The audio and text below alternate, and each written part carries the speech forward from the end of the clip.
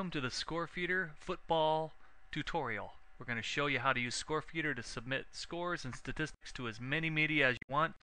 Scorefeeder is not a media organization. We feed the media and we'll send it anywhere that you want to send your data. Let's go. Now the first thing that happens when we log in is we're taken to this report scores and stats page. We could go right into submitting a game at this time, but I'm going to show you what this little drop down box is about. You click on the down arrow and it gives you several options. We can broadcast scores, we can manage our teams, manage where the data goes, set up where our media settings are, and we can manage our rosters.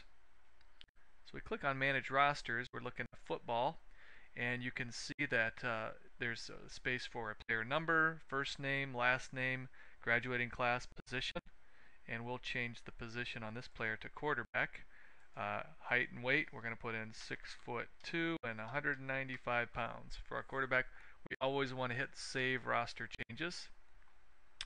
And anytime we want to add a new player, we can add them right at the bottom. We can add our roster at the beginning of a Scorefeeder setup, or we can wait to add players while we're in the middle of a game, and that's fine, or reporting a game. You can add players anytime, anywhere in the system.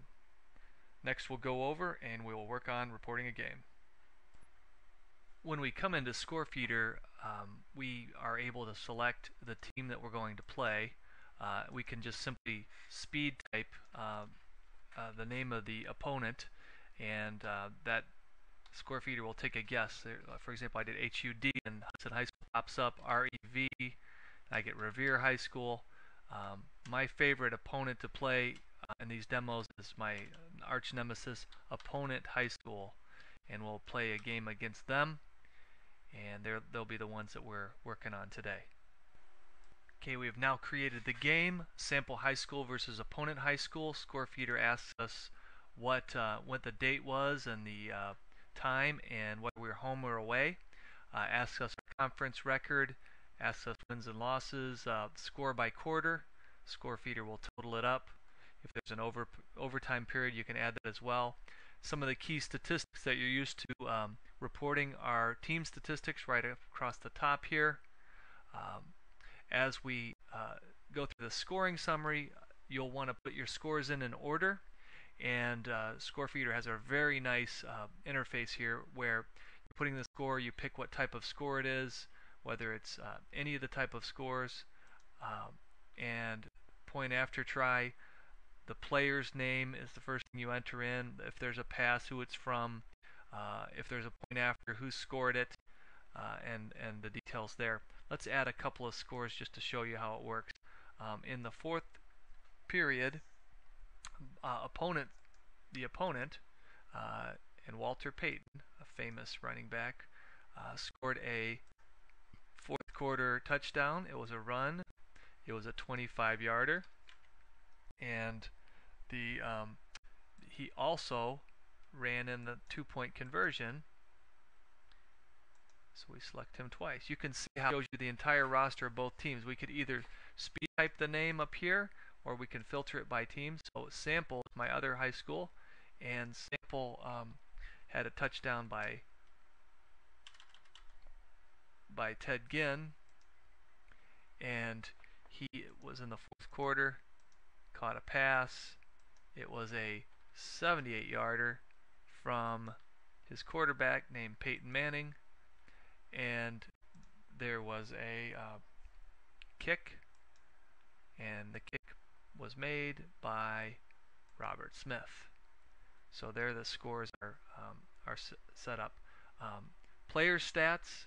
Anytime you want to add additional player stats for the broadcast, you can add them. You click on add a player, you click on whatever number of players you want to add, and they'll be listed there for you to populate the rushing and receiving statistics. Anybody that you put statistics on will be reported in the output, but if you don't put statistics, it will not be produced. Same for the opponents. If your opponent is a user of Scorefeeder, their roster will be available as well. We can add their player, for example, Brett Favre. Could add him. And the same is true for passing.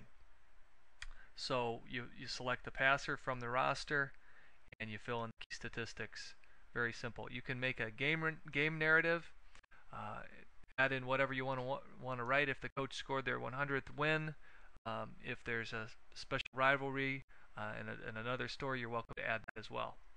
We continue to broadcast scores.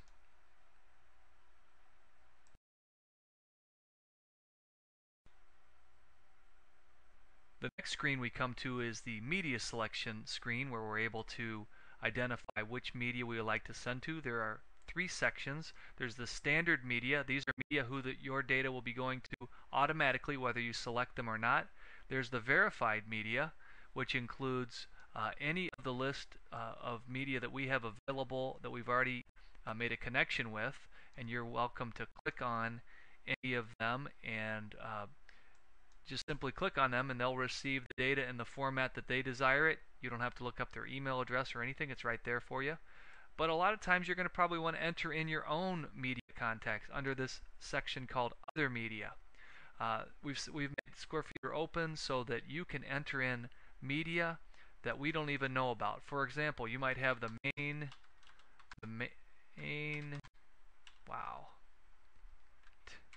sports media, and their address might be sports@mainstreet.com. We add them to the broadcast, and they will be available to us for all future broadcasts. You can see them right there.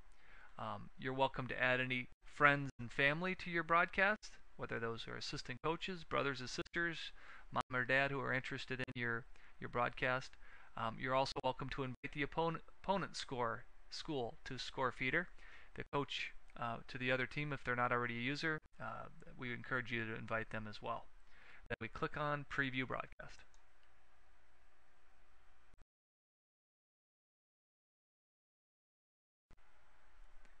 So we're now at the Preview Broadcast screen, and what we recommend you do is you click on the Print Preview screen and look at the media default to make sure that your data is coming out in the format that you're interested in and that your data is all in there.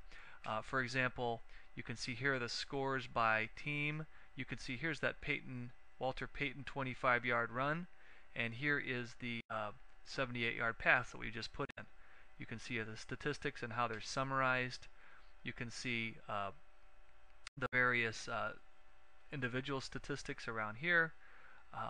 And you can even see that Scorefeeder includes the roster of your team and the opponent's team, as well as your email address and your cell phone number, so that the media can follow up with you. Once you've checked that out, once you've looked at it, you're welcome to click on Send Broadcast. And once you get and click on that button, Scorefeeder asks you, are you sure you're ready to send the broadcast? Have you previewed it? Are you sure? Because once we send it, we can't get it back. So we then click Send.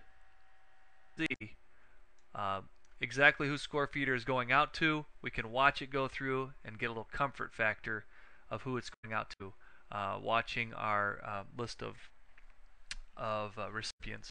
Scorefeeder will send out to the list of recipients from your school, as well as the list of recipients from the other school and the other team that you're playing.